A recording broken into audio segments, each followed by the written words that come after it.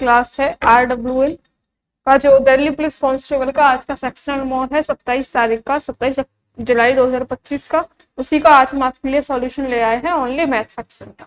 ठीक है, सो आइए स्टार्ट करते हैं मैथ सेक्शन को करना। ओके, बोला गया है दो धाविकाएं सोनी और मोनी एक ही दिशा में क्रमशः 18 और 24 किलोमीटर की चाल से 200 मीटर लंबाई की वृत्ताकार ट्रैक पर दौड़ना शुरू करती हैं। आरंभ में कितने समय बाद वे फिर से शुरुआती बिंदु पर मिलेगी। यानी कि ट्रैक की हमें लंबाई दी गई है, हमें क्या दिया गया है, हमें दी गई है ट्रैक की लंबाई, जो कि कितनी दी गई है, जो कि हमें दी गई है 200 मीटर। कितनी दी गई है, जो कि हमें दी गई है 200 मीटर। तो अगर मैं क्या करूं, 200 इज इक्वल टू ये 18 किलोमीटर अवर्थ है, तो इसको मैं मीटर तो बदलूंगी सेकंड में, तो मीटर प्रति सेकंड में तो 5/18 हो जाएगा, ये कट जाएगा और 5 को 20 यानी कि 40 मीटर प्रति सेकंड आ जाएगा। ठीक है, अब और क्या बोला गया है, 200 किलोमीटर की 40 से हम किसका निकालेंगे, 24 का, है ना। सो 200 अपॉन में एक और हमें दिया गया है 24 गुणा 5/18 कर देंगे मीटर प्रति सेकंड बनाने के लिए। ठीक है, सो काट देंगे तो कितना आ जाएगा 8, यानी कि 2 एकम 2 दूनी 4 2 एकम 2 30 सेकंड आ जाएगा। कितना आ जाएगा, 30 सेकंड हमारा आ जाएगा। ओके, अब हमसे क्या बोला गया है, बोला गया है कि आरंभ से कितने समय बाद फिर से शुरुआती बिंदु पर मिलेंगी। यानी कि ये दो निकले तो इनका एलसीएम जब हम ले लेंगे, एलसीएम ऑफ 40 एंड 30, तो इन दोनों का एलसीएम कितना होता है, तो 120 सेकंड बाद वो शुरुआती बिंदु पर मिलेंगे। Option number D. क्लियर हुआ। चलिए क्वेश्चन नंबर सेकंड देख लेते हैं। सेम उसी सीक्वेंस में मैंने दिया है यहाँ पे, एक गोले की त्रिज्या 6 सेंटीमीटर है, गोला को पिघलाकर 0.74 सेंटीमीटर त्रिज्या का एक तार बनाया गया है। तार की लंबाई पूछ ली है। मैंने क्या मान लिया, मैंने क्या मान लिया, गोले का आयतन मैंने V1 मान लिया। मैंने क्या मान लिया, गोले का आयतन मैंने मान लिया कितना, V1। ठीक है जी, और सेकंड क्या बोला है, गोले को पिघलाकर त्रिज्या का एक तार बनाया जाता है। यानी कि मैं मान लेती हूँ गोले या फिर बेलन का आयतन, ब्रैकेट में बेलन का आयतन, इसको मैं मान लेती हूँ V2। ठीक है, तो गोले का आयतन इज इक्वल टू बेलन का आयतन, यानी कि V1 is equal to V2। Formula लगा सकते हो आप 4/3 πr3, और बेलन का आयतन πr²h। तो 4/3 पाई से पाई काट दो, r यानी कि 6 का क्यूब, और r यहाँ पे कितना है 0.4, एक 6 है एक 0.4 है, इसका स्क्वायर मल्टीप्लाई में h। ओके, अगर हमें h बराबर चाहिए तो क्या आ जाएगा, सबसे पहले तो 0.4 है तो 2 बार आएगा, 0.4 गुणा 0.4, 6 का क्यूब जब हम देखेंगे तो 216 हो जाएगा ना। अगर हम काट देंगे 3 7 21 3 दूनी 6, यानी कि 4 गुणा 72 बचेगा यहाँ पे, और 72 चौको होता है 288, यहाँ गुणा करेंगे तो 0.16 आ जाएगा, है ना। तो h बराबर कितना आ जाएगा, ये आ जाएगा h बराबर, ये हटाएंगे 2 0 आएगा, यानी कि 1800 सेंटीमीटर। बट हमें आंसर सारे में देखोगे आप, ऑप्शन में किस में दिया गया है, मीटर में, तो 1800 सेंटीमीटर को मीटर में बदलेंगे तो 1800 मीटर, यानी कि ऑप्शन नंबर ए राइट हो गया। ओके, क्वेश्चन नंबर थर्ड में देखें। डी को एक कार्य पूरा करने के लिए एक की तुलना में 10 घंटे अधिक समय लगता है। अगर उनमें से प्रत्येक ने अकेले काम किया होता तो एक साथ करते हुए वे उस कार्य को 12 घंटे में पूरा कर सकते थे। बी को उस काम का 50% करने के लिए कितने घंटे लगे, ये हमसे पूछा गया है। तो मैं मान लेती हूँ कि ये हमें निकालना है। जैसे कि मैंने मान लिया कि ए को जो कार्य करने में कितने घंटे लगे, मैंने मान लिया ए को कार्य करने में x घंटे लगे, ए को कार्य करने, ठीक है, ए को कार्य करने में x घंटे लगे। और बोलता है कि बी को कार्य पूरा करने के लिए क्या, ए की तुलना में 10 घंटे, यानी कि ए x है तो इससे 10 घंटे अधिक लगे बी को कार्य करने के लिए। बोला गया है अगर वे एक साथ कार्य करते तो उस काम को कितने घंटे में पूरा करते थे, अगर वे एक साथ करते थे तो 1/12 घंटे में वो पूरा काम कर लेते थे। ठीक है, अब हम निकालते हैं हमें क्या चाहिए, हमें चाहिए बी को उस काम का 50% करने के लिए कितने। ओके, तो देखो ए और बी का हम क्या निकाल रहे हैं, ए व बी का 1 घंटे का कार्य हम देखते हैं, यानी कि 1/x प्लस 10 घंटे अधिक लगते हैं, सो 1/x प्लस 10 हो जाएगा, इक्वल टू टोटल कितना दिया गया है, टोटल हमें टाइम दिया गया है 1/12, यानी कि 12 घंटे, सो 1/12। अब ये भिन्न बन गई हमारी, सबसे पहले तो ये गुणा कर देंगे हम, तो 12 ब्रैकेट में 10 प्लस 2x, एक का नीचे कर देंगे, सो x आएगा, ब्रैकेट में क्या बचेगा, x प्लस 10 बचेगा। क्लियर है? अब हम इसका 12 का अंदर गुणा कर देंगे तो 120 आ जाएगा, 12 दूनी 24x आ जाएगा, यहाँ पे क्या आ जाएगा, एक्स स्क्वायर आ जाएगा, प्लस का अंदर गुणा करेंगे तो 10x आ जाएगा। अब एक्स स्क्वायर यहाँ आ जाएगा, ठीक है, 24x और 10x ये घटेगा तो कितना आ जाएगा, माइनस का 10x आ जाएगा, वहां प्लस का होगा, तो यहाँ पे 24 से 10 घटाओगे तो 14x आ जाएगा, सॉरी 14x आ गया। बचा क्या, 120 है, 120 प्लस का है तो किसका हो जाएगा, माइनस का, इज इक्वल टू 0 हो गया, ठीक है इतना। अब इसके आगे यहाँ पे देख लेते हैं हम, अब हम क्या, ऐसे कोई गुणनफल हमें देखना है, यानी कि जो 20 से घटाए तो 14 आ जाए, है ना, और गुणा करें तो 120 आ जाए, तो ऐसे फैक्टर्स कौन कौन से हैं, 20 और 6, तो x माइनस 20 और x plus 6 is equal to 0, ठीक है। सो x बराबर अगर मैं निकालूं तो 20 आ जाएगा, और x बराबर इसमें मैं निकालूं तो माइनस का 6 आ जाएगा। तो आपको निकालना क्या है, b को उस काम का 50% करने के लिए कितने घंटे लगे, यानी कि b को उस काम का करने का, तो 20 तो ये लगा, पहले नेगेटिव हम नहीं लेते, नेगेटिव वैल्यू कभी मत लेना, ओके। प्लस ए को कितना लगा, 10 घंटे, अपॉन में 50%, तो गुणा में हम कितना कर देंगे, 50%, तो 30 गुणा 50 बटे में 100 आ जाएगा, ये कट जाएगा, तो 5 दिया 15 आ गया, ठीक है, समझ आ गया होगा, ही होगा आप लोगों को। क्वेश्चन नंबर 4 देख लेते हैं अब। एक बेईमान कपड़ा व्यापारी कपड़ा मापने के लिए पैमाने का उपयोग करता है जो कपड़े के इसके अंकित मान से 16 सही 2/3% कम मापता है, साथ ही वह कपड़े का को क्रय मूल्य से 10% अधिक मूल्य पर बेचता है, उसके द्वारा अर्जित कुल प्रतिशत लाभ ज्ञात कीजिए। ये हमें निकालना है, ओके। देखिए, अगर मैं मान लूं, क्या मान लूं, मैं मान लूं कि 1 लीटर का लागत मूल्य जो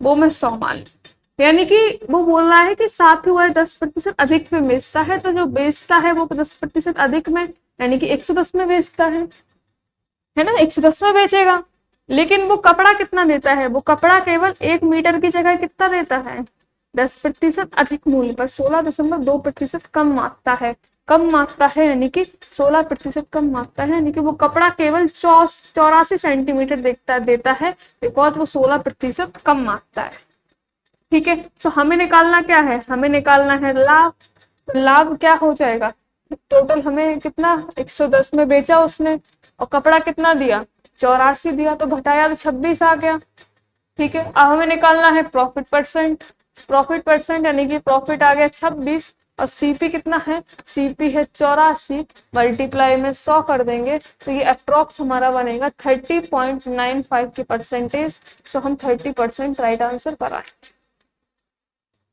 ओके। ये देखिए काफी इजी क्वेश्चन आ गया, बट कैलकुलेशन है, कोई इशू नहीं है इसमें करने में, ठीक है। ये आप लोग खुद सॉल्व करना, ये नीचे नीचे से देख लेना आप, ठीक है, जो भी बनेगा, ये देखिए यहाँ पे जो भी बनेगा वो लास्ट में मैं इतना बता दे रही हूँ, लास्ट में 378 आएगा, ये हर ऊपर का आप लोग देखिएगा क्या आएगा, इजी क्वेश्चन है, कमेंट में आंसर बताइएगा। नेक्स्ट क्वेश्चन देखें, 6वां क्वेश्चन। एक बल्लेबाज ने 120 रन बनाए, ठीक है जी, जिनमें 4 छक्के और 6 चौके शामिल हैं, उसने अपने कुल स्कोर का कितना प्रतिशत विकेटों के बीच तोड़कर बनाया, वह रन जो केवल विकेटों के बीच तोड़कर बनाए गए हैं, ना कि चौके और छक्के लगाकर, ये हमें देखना है। मैं मान लेती हूँ, माना वह दौड़कर x रन बनाते हैं, कितना रन बनाता है, वह दौड़कर x रन बनाता है, ठीक है। तो बोला गया है 4 छक्के और 6 चौके, 4 छक्के और 6 चौके प्लस ऐसे ही क्या, ऐसे ही 6 चौके और 4 छक्के। ठीक है, टोटल हमें कितना दिया गया है, 120 रन। 120 रन दिया गया है, प्लस में एक्स कर लीजिए, बिकॉज हमें ये भी निकालना है कि कितने प्रतिशत विकेटों के बीच। ठीक है, चौको 24 प्लस चौको 24 plus x is equal to 120। 24 और 24 कितना होता है, 48। तो एक्स इज इक्वल टू 120, 48 यहाँ आ जाएगा तो माइनस में चला जाएगा और ये घटाएंगे तो 72 आ जाएगा। परसेंट में हमसे पूछा है, सो परसेंट में हम निकालेंगे, 72 आ गया। टोटल रन कितने थे, 120, मल्टीप्लाई में 100 कर देंगे तो ये बन जाएगा हमारा 60%। ऑप्शन नंबर डी बन गया। क्वेश्चन नंबर 7 देखें अब हम। देखिए पूछा है सबसे बड़ा कौन सा है इनमें से, तो 2:5 है, तो इसको हम कैसे लिख देंगे, 2/5। तो ये 0, फिर 5 को 20 जाएगा। फिर 1:2 है, तो 1/2 लिख देंगे, 0, फिर 2 पंचे 10 जाएगा।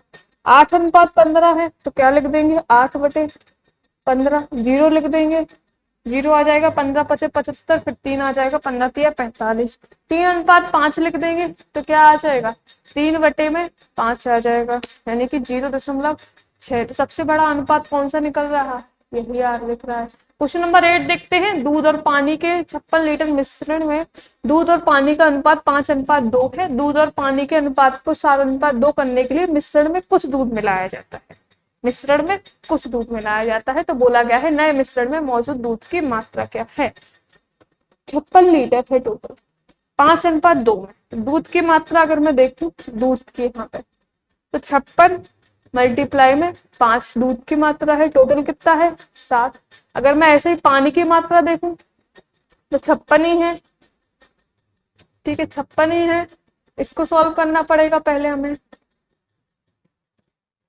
7 56, 8 पंचे 40, तो पानी की मात्रा चाहिए 56 माइनस 40 यानी कि 16 लीटर। ये भी लीटर हो जाएगा।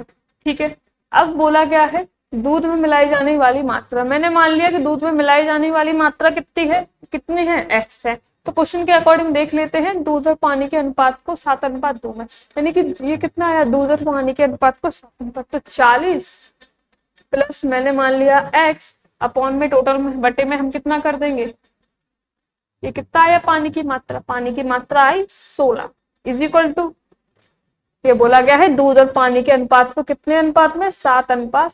तो 7/2, यहां से x की वैल्यू निकाल लीजिए, आंसर आपका आ जाएगा। ओके,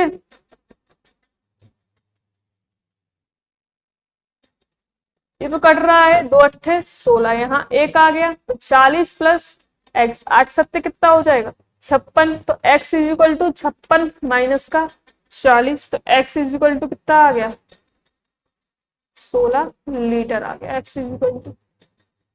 तो हमसे पूछा क्या गया है, नए मिश्रण में मौजूद दूध की मात्रा, तो 16 ये आ गई।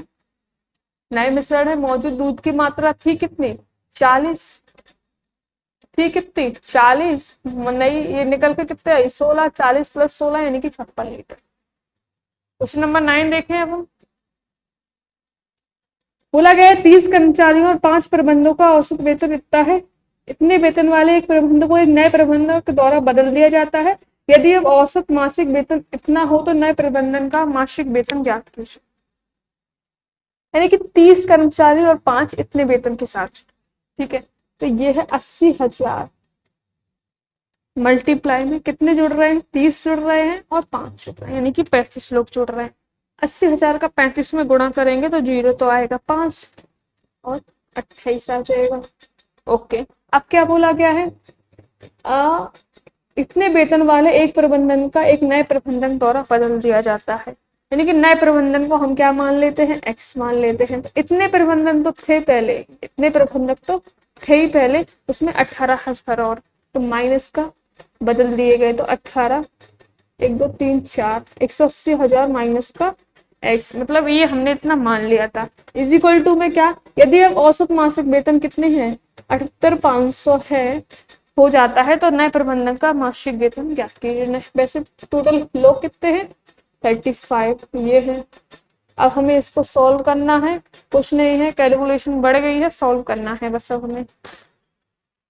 अगर हम इसका गुणा करेंगे तो 0 0 तो आएगा ही, 5 7 आ जाएगा, और ये 4 आ जाएगा, ये 7 आ जाएगा, ये 2 आ जाएगा, 2 7 4 7 5 0 0। ठीक है, अब हमें इसको देखना है तो ब्रैकेट हम खोल देंगे, माइनस कर देंगे हम, तो क्या आएगा 0 0, मतलब इतने जीरो तो आएंगे, 1 2 3 4, 4 जीरो तो आएंगे, फिर 8 घटाओगे तो 2 बचेगा, 6 आ जाएगा और 2 आ जाएगा, प्लस में कितना रहेगा, x रहेगा ही रहेगा। अब x की वैल्यू चाहिए तो 2 7 4 7 5 0 0 माइनस 2 6 2 1 2 3 4, ये कर दो, सो 1 2 7 5 0 0 रुपए जो है आंसर आ गया option number C. Question number 10 देख लेते हैं हम।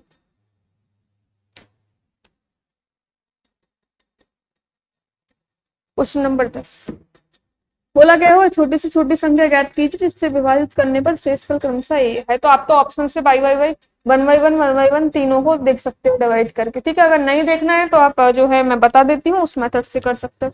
यानी कि सबसे पहले 60 माइनस 28 कर देंगे, ठीक है, फिर 84 माइनस 52 कर देंगे, इन्हीं में से तो करना है, फिर 96 माइनस 64 कर देंगे, इनको घटाएंगे तो 32 यहाँ भी बचा, 32 यहाँ भी बचा, 32 यहाँ भी बचा। अगर मैं क्या कर दूं, इन तीनों का एलसीएम कितना आएगा, एलसीएम फटाफट लेना आना चाहिए।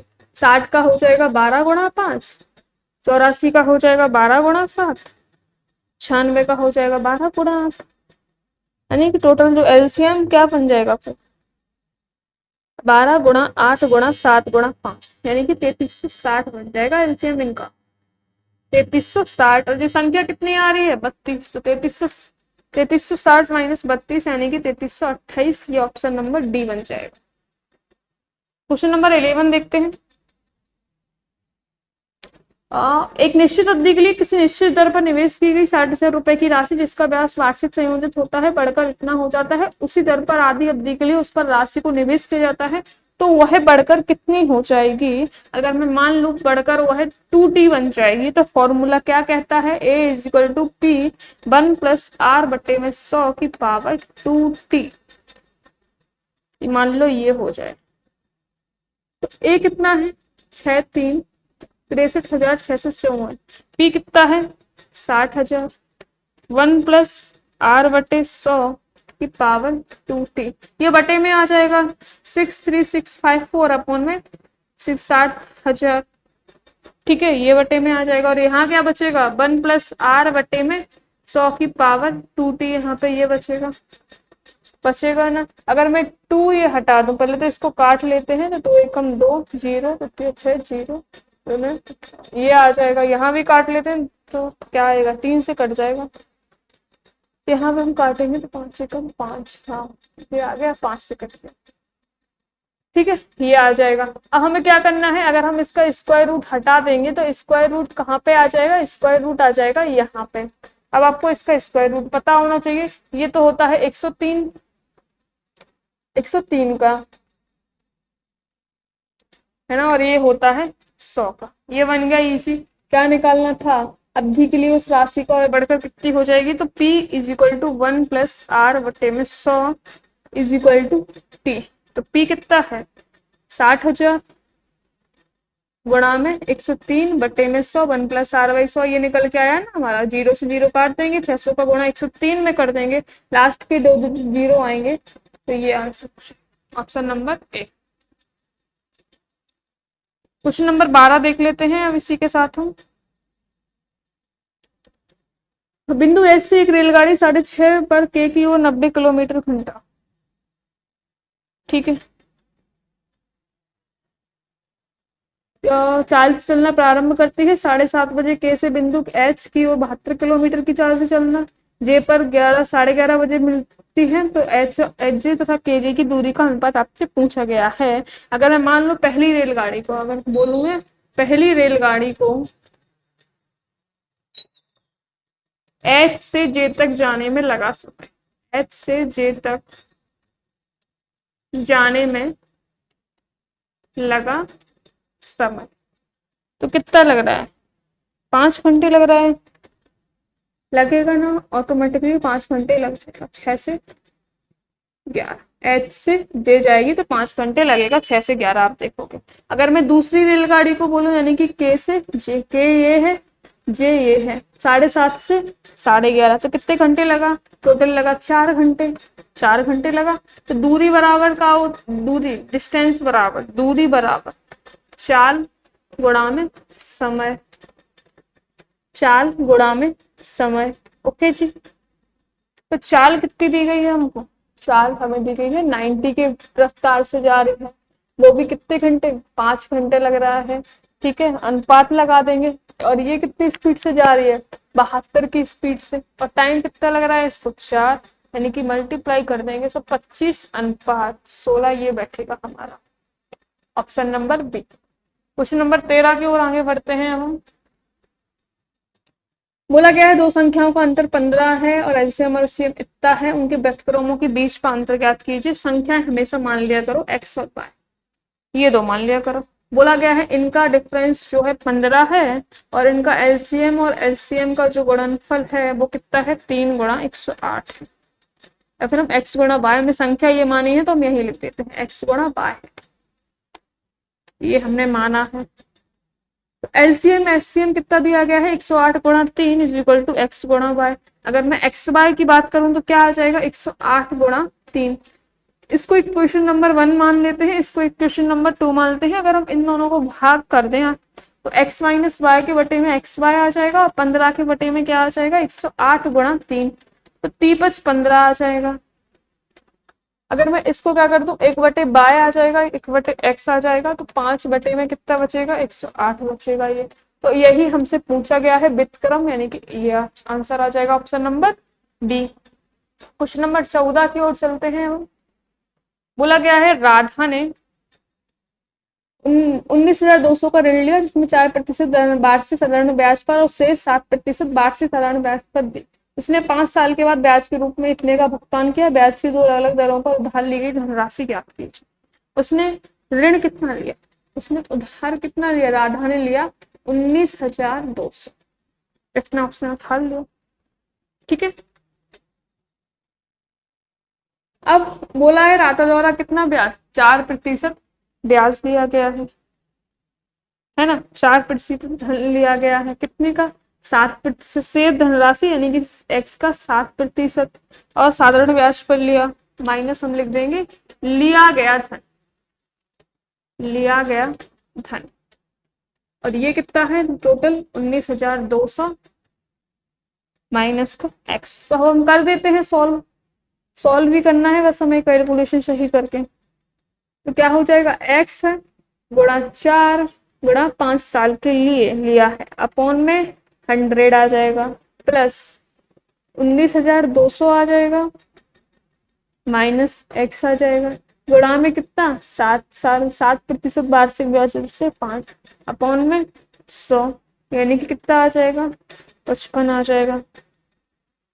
ओके, तो 5 बटे में 100, इसको कर दीजिए 100, तो यहाँ पे क्या बचेगा 4x प्लस 134400 माइनस का 7x इज इक्वल टू, ये गुणा करेंगे तो 5520 आ जाएगा। अगर हमें 4x में से 7x घटाओगे तो माइनस का 3x बचेगा, और यहाँ क्या बचेगा 11,400 माइनस 134400, तो माइनस का 3x यहाँ हट जाएगा, बिकॉज यहाँ भी माइनस की संख्या आएगी। तो 3x इज इक्वल टू घटाओगे तो कितना आएगा 0 0 और ये 4 आएगा और ये 2 आ जाएगा। तो x बराबर हमें 3×8 = 24 यानी कि 8,000 आ जाएगा। अब इसके आगे क्या होगा वो यहाँ पे हम देख लेते हैं। तो शेष राशि कितनी बची, मैंने आपसे बोला शेष राशि थी कितनी 19,200, और ये कितनी निकली है 8,000, तो 11,200 आ गई। अब पूछा गया था कि अलग अलग दरों पर उधार ली गई धनराशि, यानी दोनों धनराशियों में अंतर पूछा है। तो 11,200 माइनस के 8,000, तो ये कितना बन जाएगा, ये बन जाएगा 3,200, ये बन जाएगा 3,200। नेक्स्ट क्वेश्चन देख लेते हैं आज की इस क्लास का 15 नंबर क्वेश्चन। बोला गया है क्या 3 और 9 का तृतीय अनुपाती p है। ठीक है, तो तृतीय अनुपात p है, तो p इज इक्वल टू 9 3 27। चतुर्थ अनुपाती याद करना है 6p4 का। तो क्या 6 है, p है और समानुपात 4 है, और ये मान लेती हूँ मैं x, अभी तो निकलेगा ये। तो formula a6 is equal to x is equal to p multiply में 4। ठीक है, 6 is equal to x, p अभी हमने कितना निकाला 27 मल्टीप्लाई में 4। तो एक्स इज इक्वल टू क्या आ जाएगा, x is equal to 27 multiply में 4 अपॉन में 6 आ जाएगा ना, आ जाएगा ना। दो दूनी 4, द्वितीय 6, तिने में 27, तो एक्स बराबर कितना आ गया 18। ऑप्शन नंबर डी जो यहाँ पे राइट बैठ रहा है। तो इसी के साथ आपका दिल्ली पुलिस का कांस्टेबल का जो एंड हुआ। आज के लिए इतना ही रखते हैं, बाकी हम बाद में मिलेंगे। Thank you so much guys.